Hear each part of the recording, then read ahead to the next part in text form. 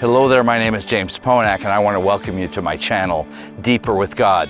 If you like this video, please press like, and if you want to join a community of people growing deeper with God, please consider subscribing and hit the bell so you'll be notified of the weekly videos that I post.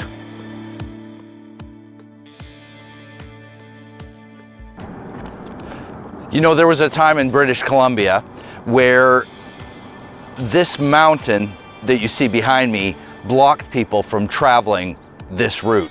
So actually there wasn't a route. People had to find some other way to get from point A to point B until about 1957 they decided to build a road here. Now, sounds easy, right? Build a road. Well, maybe not for you and me who don't build roads, but if you build roads, okay, you've got a certain plan, you build a road. But in this case, there was a mountain in the way. To build a road that just goes up to a mountain, well, that's great if you're going to look at scenery. But if you're trying to get from point A to point B and you've got a mountain in the way, what do? Well, you build a tunnel right through it. So in 1957, they built this tunnel, the Yale Tunnel. And breaking through a mountain is not simple. You can't do it with a little pickaxe. You can't do it with a little plastic shovel, you know, the kind that children play with on the beach. It takes a lot more than that to break through a mountain. I want to talk to you about breakthrough today. I believe that every human being comes to a point in their life where they need to have a breakthrough. When we look at breakthrough, we think of it very selfishly. But have you ever considered this? That your breakthrough could affect many people? Sure, there was a few guys, maybe some women too, who built this tunnel. But now millions have passed through it. This was built in 1957. It's now 2021. There we go. How many years is that? My math is very poor. Help me out. I'll put it on the screen. But anyways, that's a lot of decades of people traveling through because somebody got a breakthrough. You think about your life and the breakthrough that you need, and you think about how good it would feel if you had that breakthrough. But what will your breakthrough do for other people?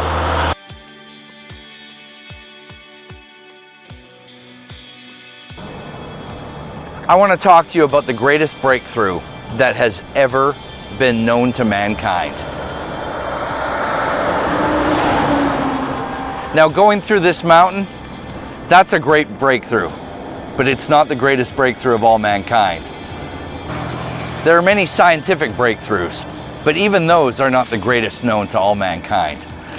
I want to read to you the greatest breakthrough of all mankind, and I'm actually going to read it from start to finish, and it is found in Matthew 26:36.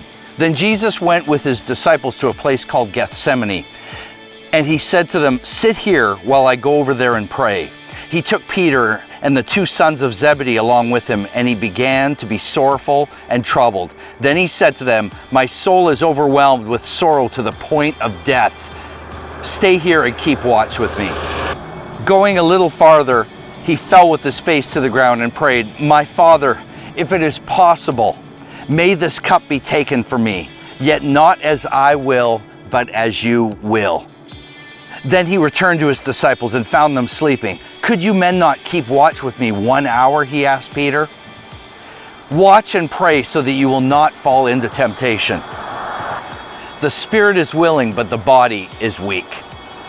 He went away a second time and prayed, "My Father, if it is not possible for this cup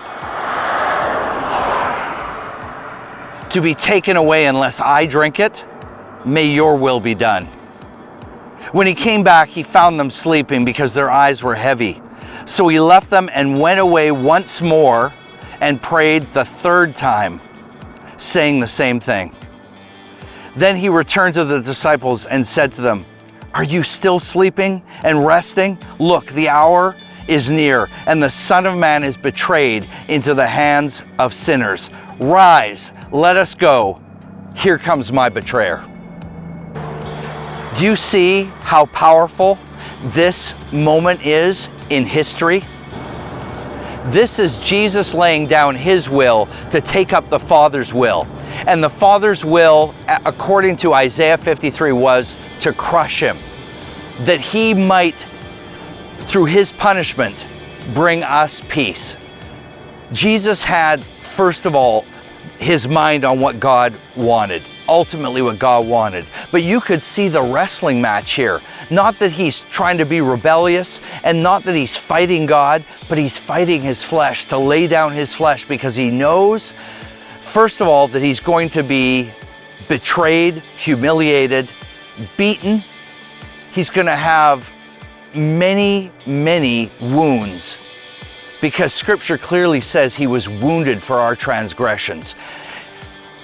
Jesus was aware that he was going to a cross.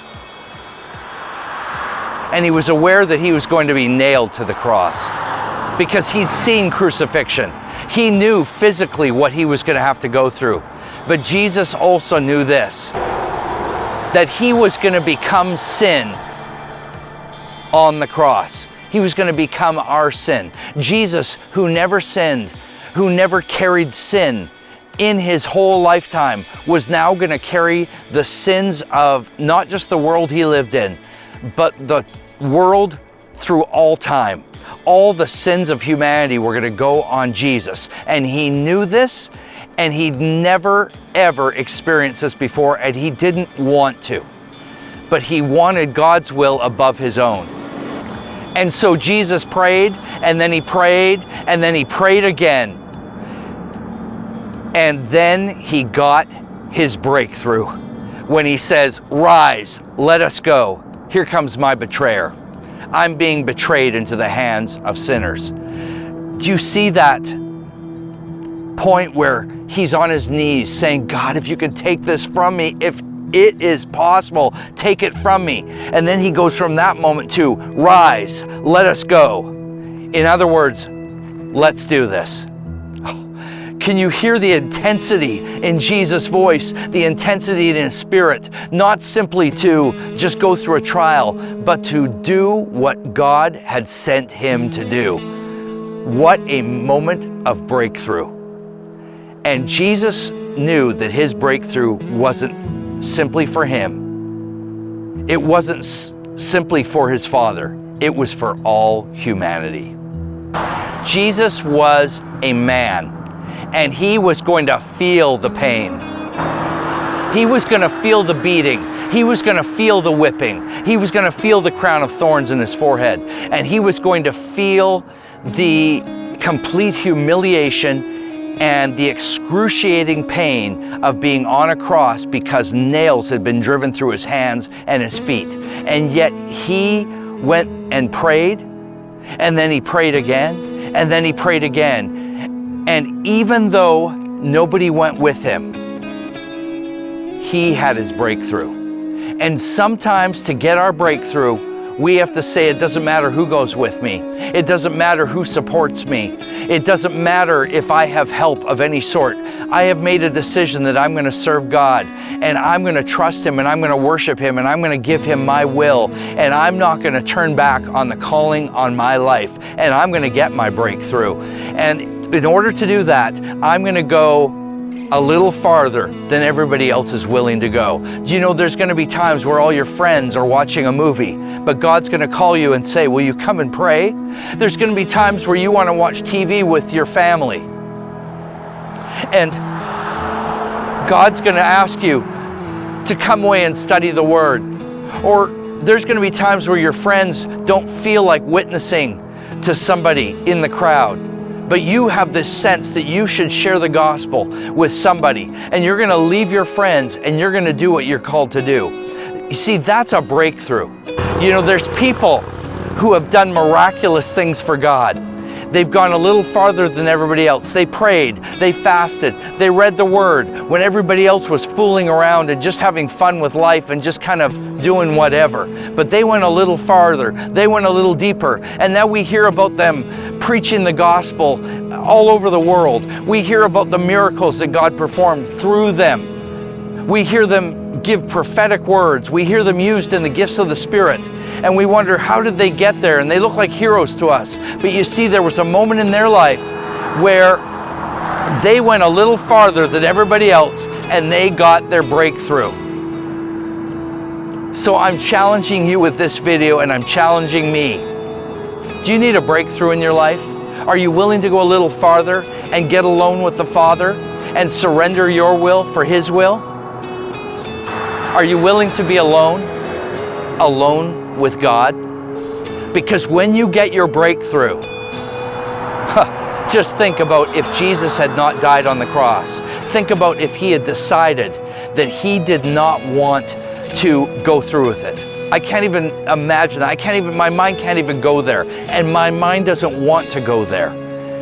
Jesus got the breakthrough, not only for Him, for the Father, but for us. Today I'm preaching to you, I'm speaking to you because Jesus had a breakthrough in my life. And now I am a son. I'm one of God's sons because of what Jesus did. You see, Jesus made the way so that people could travel from sin to salvation, from living as a sinner to living as a child of God, from going through a difficult life to having heaven to look forward to on the other side. There is a breakthrough in your life that just isn't for you. It's for way more people than you even realize, but you will never know until you have that breakthrough.